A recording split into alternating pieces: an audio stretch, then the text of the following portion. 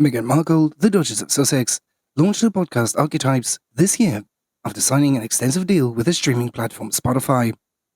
She and her husband, Prince Harry, the Duke of Sussex, signed the deal over a year ago, but it wasn't until this summer that the podcast finally launched via The Verge. As the Duchess has used the Archetypes podcast as a way to share important information occurring in her life. She talked about scaring situations like a fire in her son Archie's room while they were away on royal duties, via the US Weekly.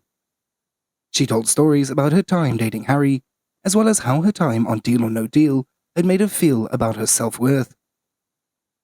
In each episode, which is released weekly, the Duchess of Sussex is joined by a different female guest to explore the subvert the labels that try to hold women back. And speaking on a recent episode on his YouTube channel, the royal expert Neil Sean had claimed that the 41-year-old could soon be joined by Kate, the Princess of Wales, after reportedly asking her sister-in-law to appear on the Archetypes during her recent visit to the UK.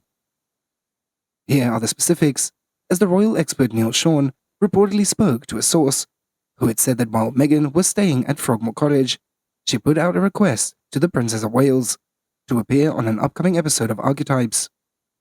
Apparently, Meghan even affirmed that Kate have the whole episode to herself.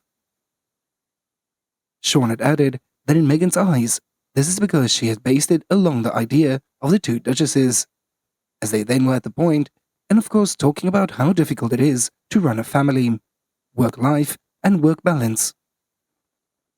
In addition, he had noted that Meghan and the team of Spotify are yet to hear back, although Meghan understands that maybe Catherine could even fit in when she returns over to the United States later this month for the Earshot Prize Awards.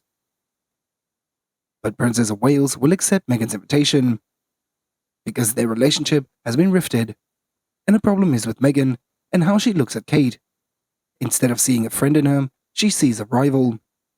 It is more on Meghan's part and not with Kate that she plays to win, as it goes beyond the pale, and Meghan attacks Kate in more ways than one, while Meghan remains on the pedestal to be admired, praised, and worshipped. She acts as if she is the queen bee herself. Kate has been the object of Meghan's hatred for some time now, as instead of confronting Kate in person, Meghan took her to the streets to complain, as she had told the authors who wrote flattering books about her, all about Kate. Because it came from Meghan, the work is fictional at best. However, the opinions of Meghan do not bear even a backward glance. And Meghan had left the royal family with her indentured servant, H, as she had thought that the royal family would beg them to stay. Consequently, it left the royal family quite short-staffed, as they had continued to carry on with very little fanfare. Therefore, Meghan had thought that she got the upper hand, but not really, as alas, Meghan had left because she was unable to control and manipulate Kate, and there was no reason for her hatred towards Kate, as she never got along with anybody in her life, Kate had included.